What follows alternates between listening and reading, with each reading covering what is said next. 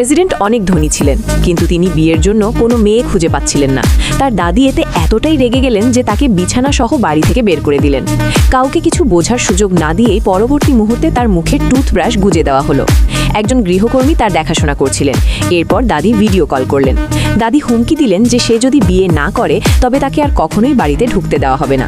সহকারীর কাছে আর কোনো উপায় ছিল না, তাই সে টাকা দিয়ে একটি নকল ব্লাইন্ড ডেটের ব্যবস্থা করলো যাতে দাদিকে শান্ত রাখা যায়।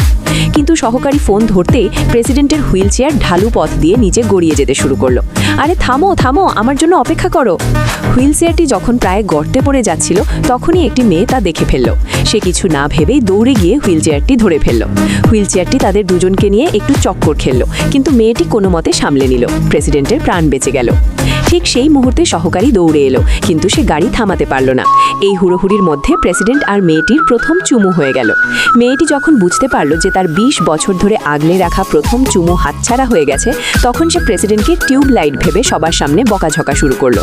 সহকারীকে কিছু বলার সুযোগ না দিয়েই মেয়েটি রাগে সেখান থেকে চলে গেল। প্রেসিডেন্ট অবাক হয়ে তার দিকে তাকিয়ে রইল। ঠিক তখনই মেয়েটির বয়ফ্রেন্ড তার নাম ধরে ডাকলো। তখন প্রেসিডেন্ট জানতে পারল যে মেয়েটির আগে থেকেই বয়ফ্রেন্ড আছে। নিজের বয়ফ্রেন্ড রোহিতকে দেখে মেয়েটি খুব খুশি হলো এবং দৌড়ে তার কাছে গেল। তার হাতে এক ঝুড়ি ডিম ছিল এবং তার জমানো সব টাকা, যা সে বছরের পর বছর কষ্ট করে জমিয়েছিল। রোহিতের পড়াশোনার জন্য মেয়েটি স্কুল ছেড়ে দিয়ে পার্ট টাইম কাজ করত।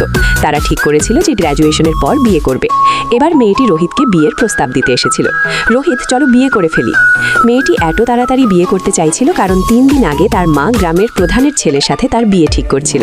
কারণ প্রধান 3 লাখ টাকা যৌতুক দিতে রাজি ছিল, যা দিয়ে মেয়েটির ভাইয়ের জন্য বাড়ি কেনা যাবে। মেয়েটি জানতো যে প্রধানের ছেলে খুবই বিপজ্জনক। বন্ধুরা, এরকম ভিডিও পেতে চাইলে এখনই আমাদের ইউটিউব চ্যানেলটি সাবস্ক্রাইব করে দিন এবং ভিডিওতে একটি লাইক দিয়ে লাভ ইমোজি ভালোবাসা দিয়ে যান কমেন্টে।